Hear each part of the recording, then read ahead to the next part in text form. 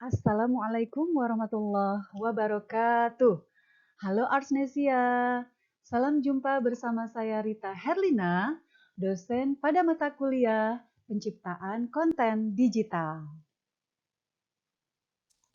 Pada pertemuan ini kita akan membahas tentang strategi konten kreator.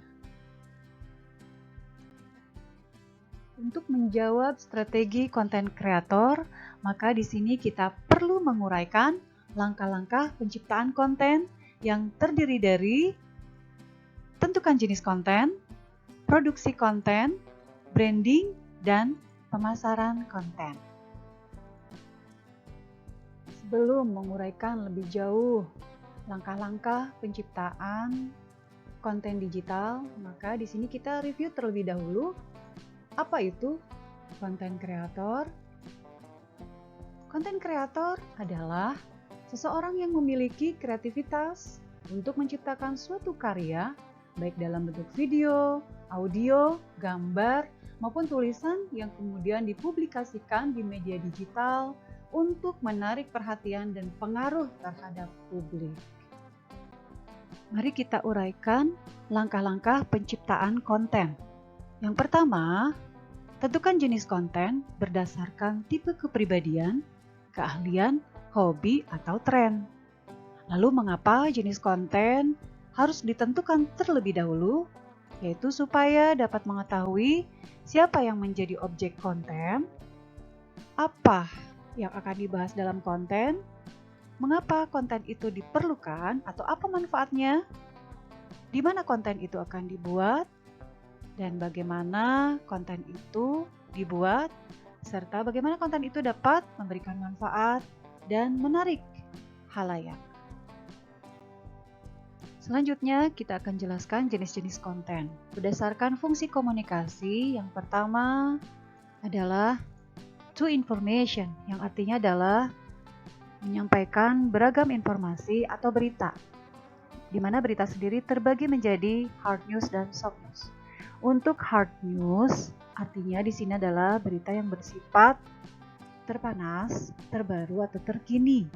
Atau di sini ada dalam bentuk reaction news yang artinya mereaksi berita-berita yang sedang hangat diperbincangkan. Yang kedua, berita bisa dalam bentuk soft news atau di sini berita yang ringan gitu ya. Berbicara tentang kemanusiaan, tentang tumbuhan, tentang hewan, tentang sejarah. Nah, bisa dibalut dalam bentuk vlog, yaitu berita dalam bentuk tulisan, atau vlog, berita dalam bentuk audiovisual, bisa berbicara tentang kuliner, ilmu pengetahuan, dan sejarah. Nah, kemudian bisa juga dibalut dalam bentuk podcast, yaitu merupakan bentuk obrolan yang dulu disebutnya obrolan di dalam studio radio, tapi kini terkenal sebagai obrolan melalui audiovisual. Selanjutnya, product review. Di sini bisa mereview beragam konten, misalnya tentang mereview tempat wisata, mereview kuliner, mereview kendaraan, rumah, dan banyak lagi, tergantung apa minat konten kreator. Kemudian dokumenter di sini merupakan dalam bentuk film yang mengisahkan atau menceritakan tentang sejarah atau perjalanan, peristiwa atau tokoh-tokoh penting yang pernah ada. Di dalam pilihan to information ini bisa menjadi pilihan bagi para konten kreator karena konten-konten yang bersifat informatif ini sangat dibutuhkan oleh khalayak. Jenis konten kedua berdasarkan fungsi komunikasi adalah to educate, yaitu memberikan pendidikan. Bentuknya bisa dalam materi pembelajaran, kajian, tutorial, tips and trick, atau how to. Nah, di mana kesemuanya biasanya akan memberikan langkah-langkah tentang apa yang kita butuhkan. Misalnya, materi pembelajaran biasanya akan memberikan berbagai macam materi, misalkan materi tentang matematika, bahasa Inggris, sejarah, dan lain sebagainya. Kajian bisa juga dalam bentuk ceramah-ceramah dari para dai, bisa dari para pendidik, dosen, guru-guru, dan lain sebagainya. Tutorial itu bisa dari siapa saja. Misalnya tutorial mengenai penggunaan hijab. Tutorial ini sebetulnya mirip-mirip dengan tips and trick, tapi kalau tips and trick ini lebih kepada memberitahu bagaimana cara terbaik untuk menyelesaikan sebuah masalah dengan cepat dan tepat, efektif, efisien, seperti itu. Lalu how to, di sini how to juga mirip dengan tutorial, lebih mengajarkan atau memberikan masukan tentang bagaimana cara untuk melakukan sesuatu, misalnya bagaimana cara memasak cilok, memasak sate atau gulai gitu, dan lain sebagainya. Nah, jenis konten to educate ini bisa menjadi pilihan bagi para konten kreator karena memiliki banyak manfaat dan dibutuhkan oleh halayak. Jenis konten berdasarkan fungsi komunikasi yang ketiga adalah to entertain. Sini bentuknya bisa dalam komedi, prank, musik, drama, game atau kuis, unboxing, dance. Dan kesemuanya ini rata-rata adalah tujuannya untuk menghibur ya, untuk menyenangkan para penonton di sela-sela kepenatannya. Dan ini bisa menjadi pilihan bagi konten kreator jika memang memiliki keahlian di dalam hal menghibur. Dan tentunya banyak pemirsa atau followers atau penonton di sini yang menyukai konten-konten hiburan.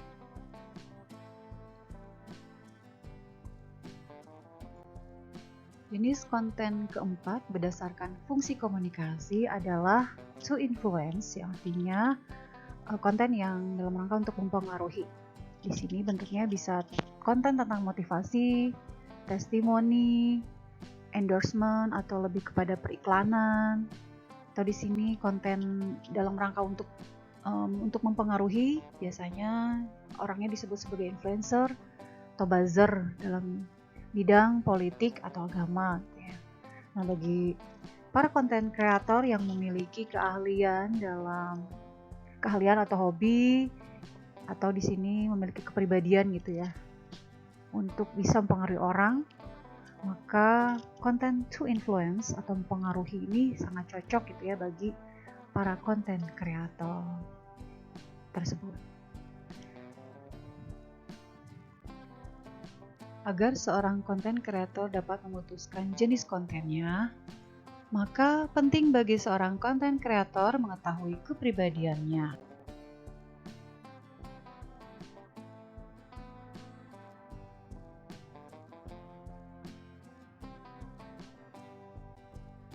Untuk mengetahui apa tipe kepribadian kita, maka kita uraikan 4 tipe kepribadian manusia berdasarkan teori protopsikologis.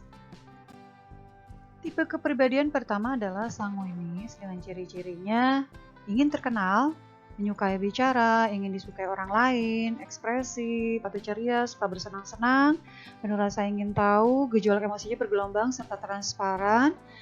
Namun bagian negatifnya cenderung sedikit cukup pelupa, susah berkonsentrasi, hidupnya serba tidak teratur sehingga susah untuk hadir tepat waktu. Tapi tipe-tipe kepribadian yang sanguinis ini kalau sudah bekerja sebetulnya bagian negatif ini bisa berkurang ya, karena mereka itu biasanya totalitas kalau bekerja. Nah, jenis konten yang cocok buat orang-orang sanguinis ini sebetulnya sih semua jenis cocok ya, karena tipe orang seperti ini tuh pantang menyerah dan senang untuk bekerja keras gitu. Dan untuk tipe sanguinis ini sangat cocok juga berperan sebagai orang yang berada di depan layar, sebagai influencernya atau sebagai pemandu acaranya. Tipe kepribadian kedua adalah koleris dengan ciri-ciri memiliki karakter pemimpin, pengambil ketetapan, terhitung dan dinamis, berkeinginan keras sampai target tercapai, bebas serta mandiri, suka memerintah, tidak sabar, senang rintangan, cepat geram, sulit santai, suka pada pro kontra serta pertikaian, begitu kaku serta keras dan tidak senang yang berbelit-belit.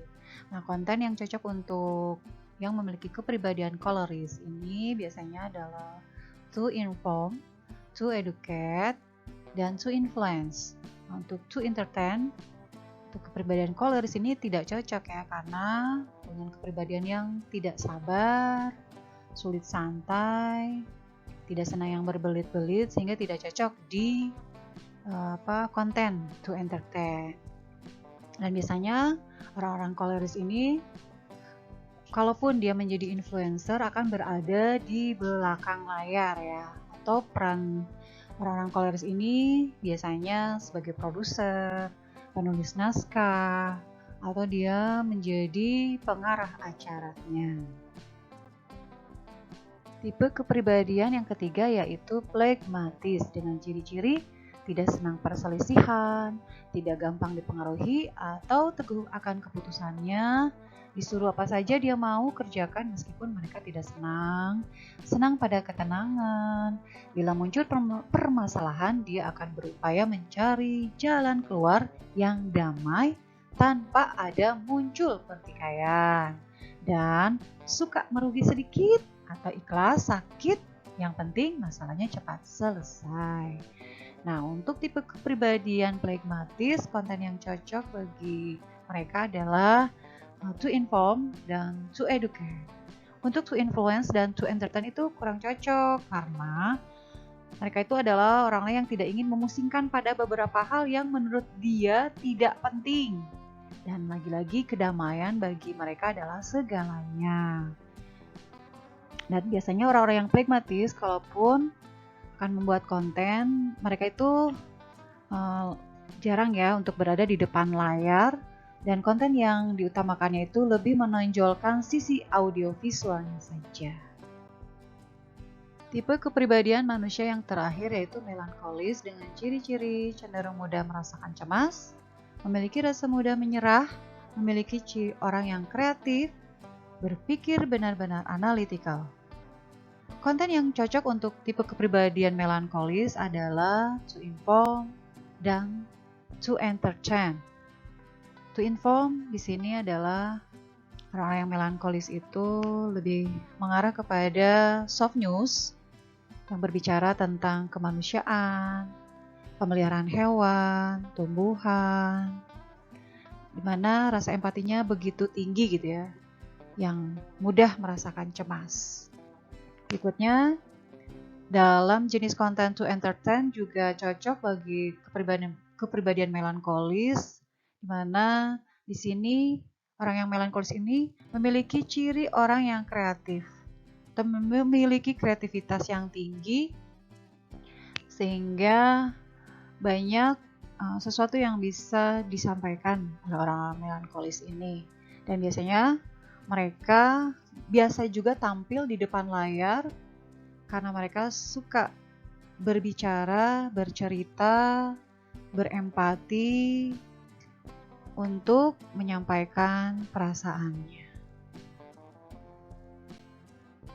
Langkah-langkah penciptaan konten yang kedua adalah produksi konten yang terdiri dari pre-production, production, dan post-production. Tahap pertama dari sebuah produksi konten adalah pre-production, yaitu kreator mempersiapkan segala keperluan utama untuk produksi konten, seperti mempersiapkan ide cerita, judul atau deskripsi, naskah, storyboard, alat multimedia, instrumen pendukung, budgeting, dan sumber daya manusianya. Langkah pertama, mempersiapkan ide cerita, yaitu tema apa yang akan diangkat. Setelah diketahui idenya seperti apa, maka tentukan judul, juga deskripsinya, dan di sini bisa menggunakan teknik search engine option dalam rangka untuk menemukan judul-judul yang mampu menarik traffic atau di sini penonton agar bisa tertarik gitu dengan judul yang dihadirkan. Lalu naskah biasanya dalam berbentuk garis besarnya saja atau bisa juga secara mendetail atau lengkap. Juga storyboard adalah ringkasan cerita yang dalam bentuk gambar. Kemudian alat multimedia seperti kamera, lighting, laptop, dan lain sebagainya. Didukung juga instrumen-instrumen lainnya seperti misalnya kostum, make up, lalu studio, dan properti lainnya. Setelah itu tentukan budgeting atau budgeting di sini disediakan sehingga pendukung lainnya menyesuaikan dengan budget yang ada. Dan yang terakhir tentukan sumber daya manusianya atau tim. Timnya siapa saja yang akan bekerja dalam mengerjakan konten.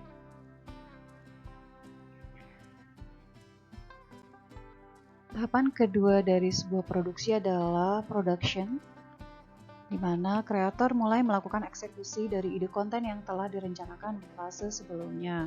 Di tahap production ini adalah tahap untuk pengambilan gambar baik secara typing maupun secara live atau langsung. Dan di tahap ini juga mungkin akan terdapat inovasi tambahan yang tidak terpikirkan sebelumnya. Di tahap terakhir adalah post-production. Kreator mengumpulkan semua file mentah dari fase sebelumnya dan mulai melakukan editing hingga menjadi satu konten utuh yang menarik.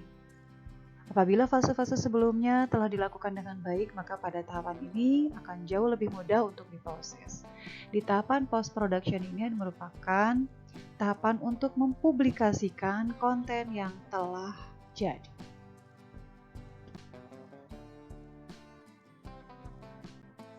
Kita memasuki langkah-langkah penciptaan konten yang ketiga, yaitu branding. Branding adalah proses pembentukan persepsi, citra, dan identitas kita sebagai konten kreator. Kunci kesuksesan konten kreator itu tergantung pada personal brandingnya. Jadi apa yang kamu posting di sosmed, maka publik akan langsung menilainya. Personal branding yang baik yaitu ketika kreator konsisten menciptakan konten-konten yang mampu membuat sangat akrab dengan konten tersebut, dan pastikan apapun yang diposting dapat menginspirasi publik dan terfokus pada satu bidang yang dituju.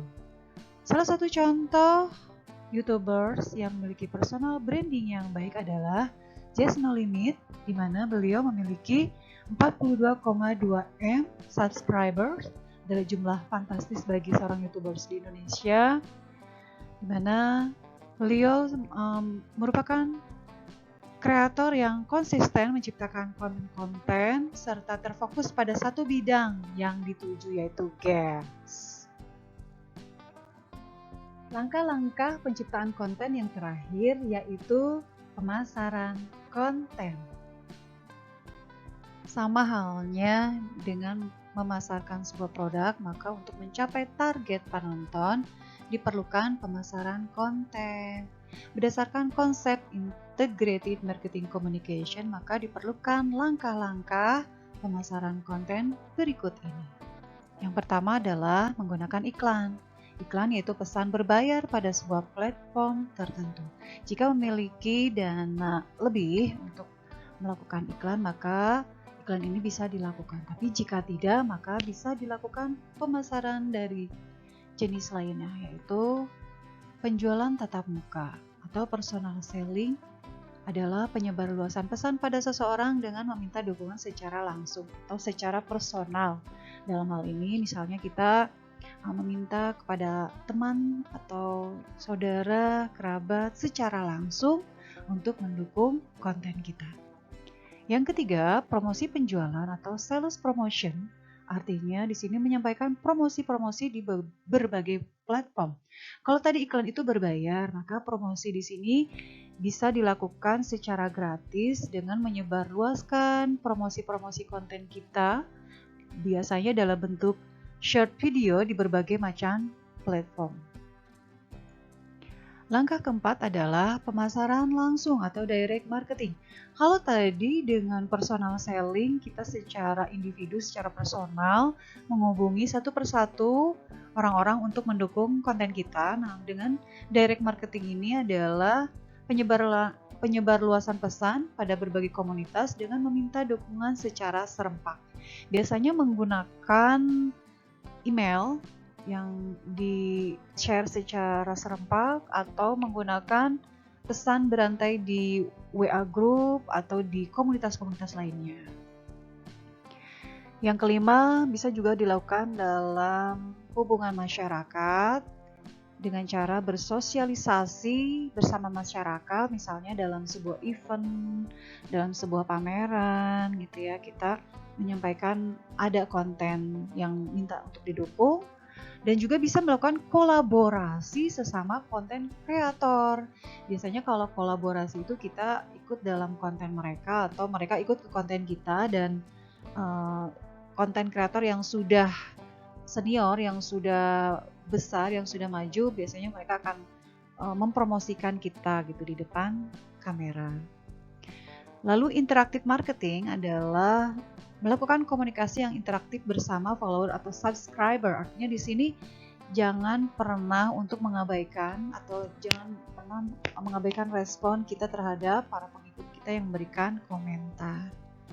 Ya, itulah beberapa langkah yang bisa dilakukan untuk pemasaran konten berdasarkan konsep integrated marketing communication. Artinya ini adalah dilakukan secara organik ya, secara alami gitu. Kita mencari pengikut, penonton dengan usaha yang bertahap, yang bersungguh-sungguh. Namun, segala sesuatu yang dilakukan secara bersungguh-sungguh, saya yakin pasti akan ada hasilnya. Oleh karenanya, di dalam pembuatan konten ini, jika memang sungguh-sungguh ingin dijadikan sebuah ladang usaha gitu ya, maka pembuatan konten jangan berhenti pada satu tahap saja, tetapi harus dilakukan secara terus-menerus berkelanjutan. Sehingga tidak ada yang tidak mungkin, kalau orang lain bisa, kenapa kita tidak bisa? Demikian seluruh materi telah saya sampaikan. Terima kasih atas segala perhatian seluruh mahasiswa. Sampai jumpa. Wassalamualaikum warahmatullahi wabarakatuh.